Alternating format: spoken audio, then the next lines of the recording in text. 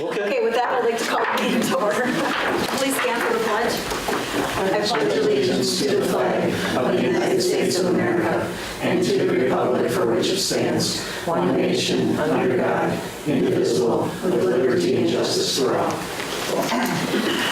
Okay, can we have a roll call, please, Maureen? Mrs. Medina? Here. Mrs. Rail? Here. Mrs. Head? Here. Mr. Davis? Here. Mr. Bembo? Here. Mrs. Lee? Here. Okay, thank you.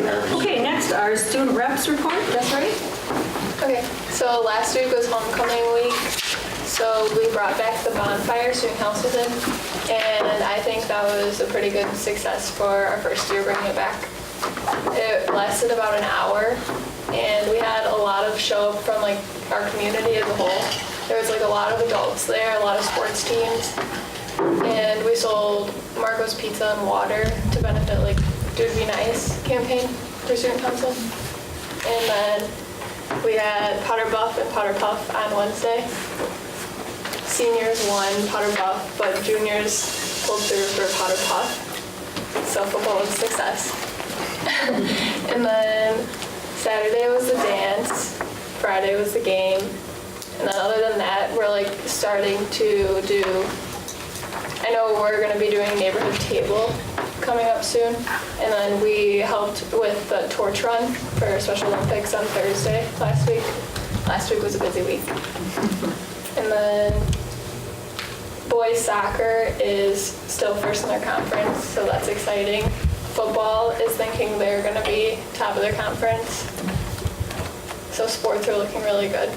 And then our principal informed us last Friday that our bathrooms and locker rooms should be open by the end of this week. Hopefully that happens. Hopefully. That's about it. Great, thank you very much. Okay, next on to the minutes. I move that the regular Board of Education meeting of September 11, 2017 be approved as printed. Okay, a motion and a second to approve the regular Board of Education meeting minutes of September 11, 2017. All those in favor say aye. Aye. All those opposed, motion carries. Okay, next, comments from citizens and delegations. Anything? I don't see any citizens out there. Okay, thank you. Next, on to committee reports. John? Business Services? Larry. Larry, I'm sorry. John wasn't there. Okay.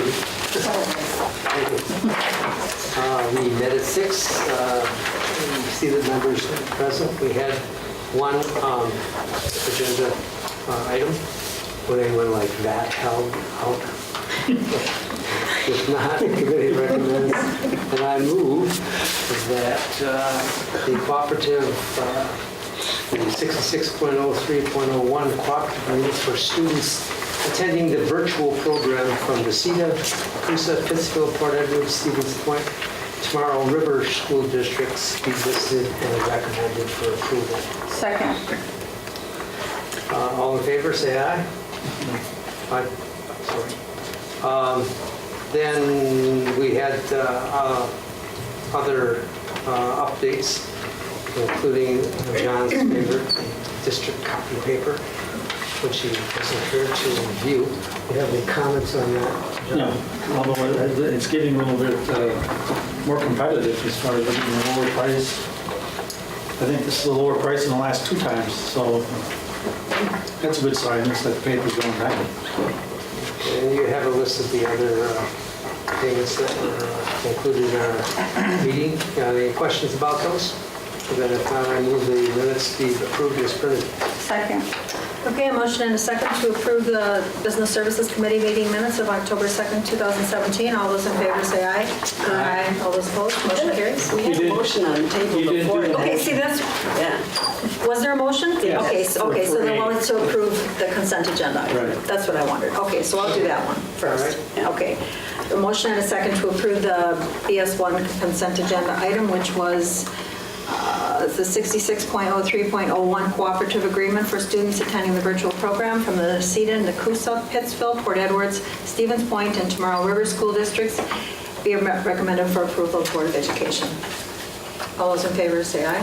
Aye. All those opposed, motion carries. Thank you. That was Sorry. my fault, Mary. I skipped Well, it. that's okay. I'm still agreeing right now, so. Now I move that the minutes be approved as printed. Second.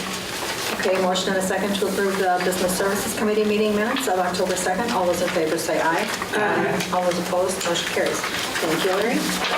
Okay, on to personnel. Sandy? Personnel Services met on October 2nd. The meeting began at 6 p.m. There was no public comment. From that meeting, we have 10 consent agenda items, and they are as follows. 1, the committee recommends and I move to approve the 10 support staff appointments. 2, the committee recommends and I move to approve the 3 support staff resignations. 3, the committee recommends and I move to approve the 1 support staff retirement. 4, the committee recommends and I move to approve the 1 support staff early retirement. Under policies, Board Policy 851, advertising in the school. This is for second reading. The committee recommends and I move to approve of Board Policy 851, advertising in the schools for second reading. There were just a couple changes from the first to the second reading. We deleted the sentence, "The Board of Education shall retain authority to accept or reject any or all proposed advertising." It was added, "Advertising in district facilities and educational spaces does not require explicit approval of the board, by the board. However, the board reserves the right to accept or reject any advertising."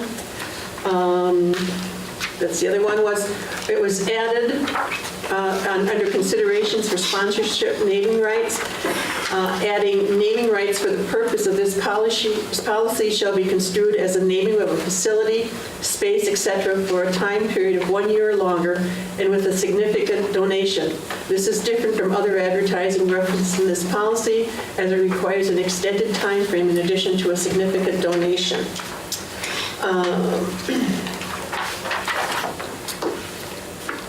Let's see, we're on number 6. The committee recommends and I move to approve Board Policy 460, student awards and scholarships for second reading. And what this does is expanded the non-discrimination classes that we typically have. More were added. Number 7, the committee recommends and I move to delete Board Policy 522.41, conflict of interest for first reading. And all this policy did was refer to Policy 165, so it's just been deleted. 8, the committee recommends and I move to approve or to delete Board Policy 526, staff complaints and grievances for first reading. We no longer have any collective bargaining agreements. This is covered in the Employee Handbook, and Act 32 lists 3 reasons why we can have a grievance, and that would be termination, discipline, and workplace safety. Number 9, the committee recommends and I move to eliminate Board Policy 528, union contracts and agreements for first reading. We have no contracts. And 10, the committee recommends and I move to approve the language changes as presented in the Custodial and Maintenance Staff Handbook. And Brian will just briefly go through some of those changes. Just to provide for board members that are not on Personnel Services Committee, just a few brief explanations. The edits that were brought through committee last week and are before you as a consent agenda for approval are basically housekeeping items. For this union group that this handbook is applicable to, the IT techs that we had, there are 4 employees that serve as our computer techs.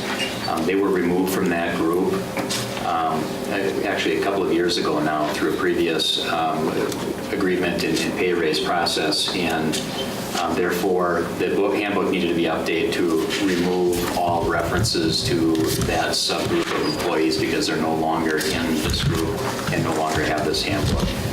As long as we were going through the updates of eliminating the references to computer text, there were some other housekeeping items that needed to be done. There were some board policy changes that have occurred since the last round of updates in this handbook, so we got all of those updates brought through, and things like our equal employment opportunity statement has been updated since this book was last reviewed. So it's items of that nature. There really is nothing of significant substance. There are no substantive changes that occurred. It's just housekeeping items. So that's an overview. I would address any questions other board members may have. Otherwise, what you see in print copy in the minutes that we have here is what was presented in committee and approved by the committee last week. There's that one question is, before that, we don't have contracts anymore at all? Well, technically, we do have a collective bargaining agreement, but it's narrowed down to simply the wage increase and a recognition clause. So there are really, well, there are 4 components on a one-page collective bargaining agreement that we now have with our 2 remaining unions, our teacher group and this custodial maintenance group.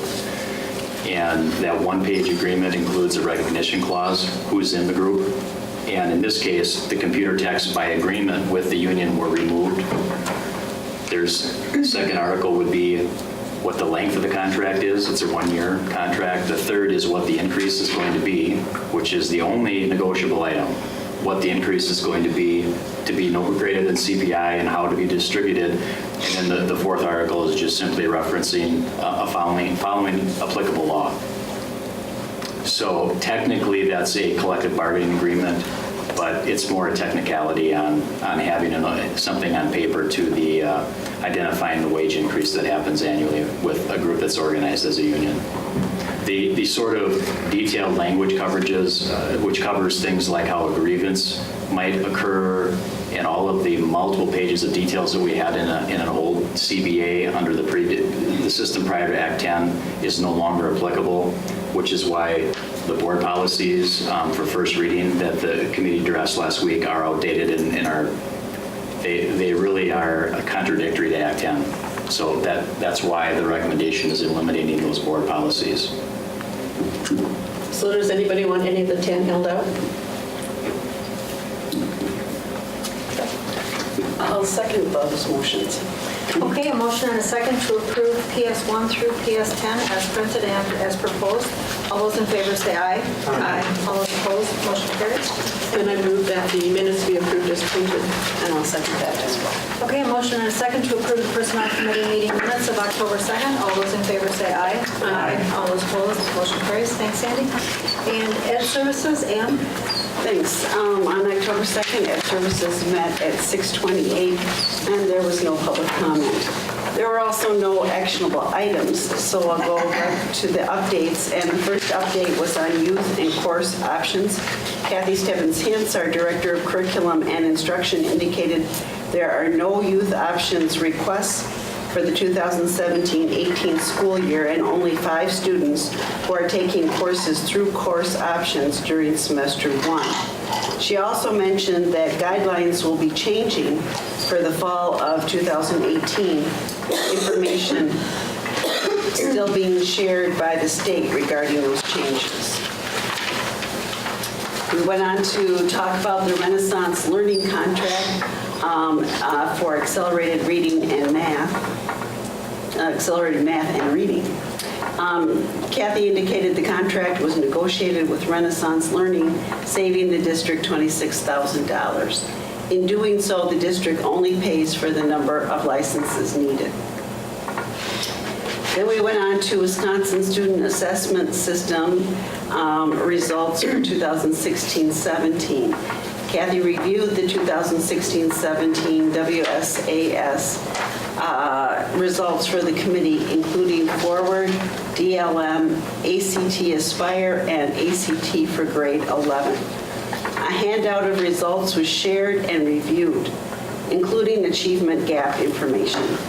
It was noticed that the district's economically disadvantaged population continues to increase, affecting results. It was also pointed out that the number of students not testing can affect results, specifically virtual students. Craig Boran, our superintendent, indicated that the district is looking at options to address this. Results from the ACT graduate and AP tests will be shared when released by the state. We went on then to department course offerings and restructuring proposals. Kathy explained the need to review each department's course offerings in grades 6 through 12 as a result of restructuring beginning in 2018-19. Changes include extending course offerings to additional grade levels, changing titles of courses, and eliminating grade 9 courses. The following departments' proposed changes in course offerings were reviewed, with changes noted, including agriculture, art, business and marketing, computer science, English language arts, family and consumer science, health, math, music, physical education, science, social studies, technology and engineering, and world language. A revised social studies flow chart was shared with the committee. Kathy indicated that the CII committee will meet in October to review the flow charts and cast advisory votes. The results of the vote will be shared with the Educational Services Committee in November, and at that time, the committee will vote. We also went to discuss new course proposals. Kathy explained that per board policy, new course options or curriculum modification proposals need to be submitted to the Director of Curriculum and Instruction for consideration no later than the end of September. The CII committee will review the proposals at its October meeting and cast an advisory vote to be presented to the Educational Services Committee for approval in November. Kathy then reviewed each proposal. And with that, the committee recommends and I move adoption of the minutes for the October 2nd Educational Services Committee meeting. Okay, there was a motion and a second to approve the Educational Services Committee meeting minutes of October 2nd, 2017. All those in favor say aye. Aye. All those opposed, motion carries. Thanks, Ann. Any agenda referrals or information requests from anyone? All right, then we will move on to legislative agenda. John? There isn't a whole lot out there.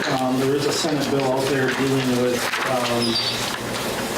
it's running through the State House on long party lines at a rapid pace, kind of limiting what we can do. It's basically requiring us to go out to open bids and requiring us to accept the lowest bidder. And along with that, it will now allow us to decide which, if we wanted to use local contractors or local people, it won't allow us that flexibility that we currently have. So we're trying to figure out who, I'm trying to figure out, and Craig and I were talking about it before the meeting, it's like, we're trying to figure out who it's going to benefit. It's not going to benefit the taxpayers and the local people, but that's what they're doing. It's one of those things that you get tired of hearing where they keep saying that we want to keep local control for the local school districts, but every time we turn around and look at a legislative agenda or see a budget or something, there's a bill being pushed through to limit and tie our hands even more. But they're still breaking down on the budget. Part of the course options, Governor Walker proposed moving course options and youth options and merging them together. And I don't know if he's going to call it something completely different, but it's still very raw and nobody really knows exactly what it means. There's supposed to be a pool of money of which people will get paid from, but then if there's more people asking for the money, then it's prorated. It's not very clear what's really going to happen with it. Early college credit options is what I believe it's called. That's right. So if school districts are required to take the lowest bid, when we had the concerns concerning the insulation going on at Lincoln High School, we were correct in taking the lowest bid, correct? Under the new law, we would have Under no the new law. choice. Also, under the new law, you wouldn't be able to do a design build circumstance. Everything would have to be competitively bid and opened and evaluated, presumably, at a formal meeting and brought forward. So the selection process would be, you'd have to contract for an architect, you'd have to bid for an architect, open those bids, award the bid to the lowest bidding architect. Then the architect would help you bid out, the construction aspects of it. You'd have to post a bid for that, get bids, and you'd select the lowest bidder from that process. It's unclear, but I believe that those subcontractor pieces then would be part of the contractor bid. But it seems clear that you have to do two separate bids with this legislation if it passes, an architectural and a construction bid, and having to take the lowest bidder in either case. So the design build option like we did with LHS and Rams would no longer be a possibility. And many school districts have done it that way because they have the architect that is familiar with their district, and it only makes sense. You stick with the people that know your buildings and know all of your projects. Or you have all the stuff, the guys, the equipment, the personnel, the all these other pieces are already, on site, so you don't have additional costs with bringing in new groups, presumably. Does anybody have any idea why there was metal or something like that? I've heard nothing. There's no rational, I've seen no rational statements on why they're doing it. Ed, do you have any comments? Just started checking into this, actually. The only wild card, I guess, in our pocket is qualified bidders. So we can, like right now, we exclude people that have came into the district and done shoddy work or not on time. And that's the one piece that's kind of in flux yet, I think, the way, everything I've read. But yeah, I'm sure they're selling it as, a benefit to taxpayers because we're forced to take low bid. It doesn't always make sense, if we have a local contractor bidding, and, I know that's something I've asked the board about in the past. These are the guys paying taxes in our district and things of that nature, and they're also the ones we call in the middle of the night when we have a plumbing break, and, they know exactly where it is. If we tell them a building, get an outside contractor, if they do something that fails, now we have to find it. So then we still call the local guy, but now he's got to go look and, okay, that was in the 99-2000 referendum. We didn't do that project, so now I have to search. And so it's not going to be a benefit to us by any means, I don't think. The threshold dollar amount as well is $50,000, that's the proposal. And we typically... $50,000 or above would have to be bid under this legislation. We typically get multiple bids on anything, over $1,000, really, if there's, qualified people in the area to do it. So it's that part of it, I don't know that we're going to see a benefit to the taxpayer because we're already bidding things out. But like Superintendent Broran said, design builds will be out then. You'd have to do an RFP for your architect and then a separate one for your general contractor, and then I would assume all the subs under it also. What are the penalties if we don't do it? That's another thing. I haven't seen anything for penalties either. All the tech, it just says in here, their tech, the words that they're using is lowest responsible bidder. Mm-hmm. So there is, like we said, we can't put some teeth in it where if we don't consider them a responsible company, then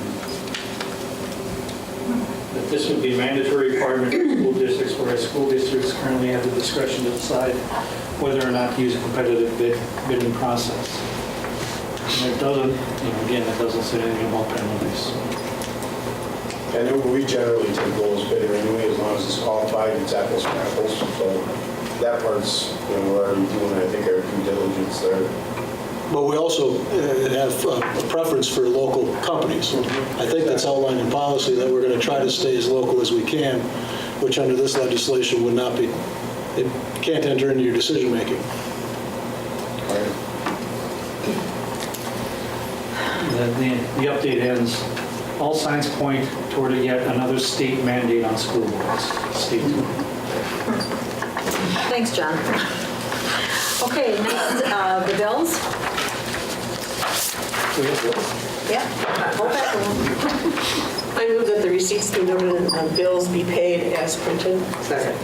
Okay, a motion and a second that the receipts be noted and the bills be paid as printed. Could we have roll call, please, Maureen? Mrs. Heck? Yes. Mr. Bembo? Yes. Mrs. Lee? Yes. Mr. Davis? Yes. Mrs. Medina? Yes. Mrs. Ryan? Yes. All right, and now we're to new business. Is there any action on employee appointments, resignations, or retirement requests, Brian? Not this time. All right, well with that, I'm just looking at the calendar here. October 9th is our board meeting tonight. October 11th, we have a special board closed session. October 26th is the WASB regional meeting, which some of us are attending. And then also November 4th is an honor. We have the legislative advocacy on that day in Stevens Point. I think there's 4 of us going to that. So with that, we're adjourned. Yeah, we should do this in a while.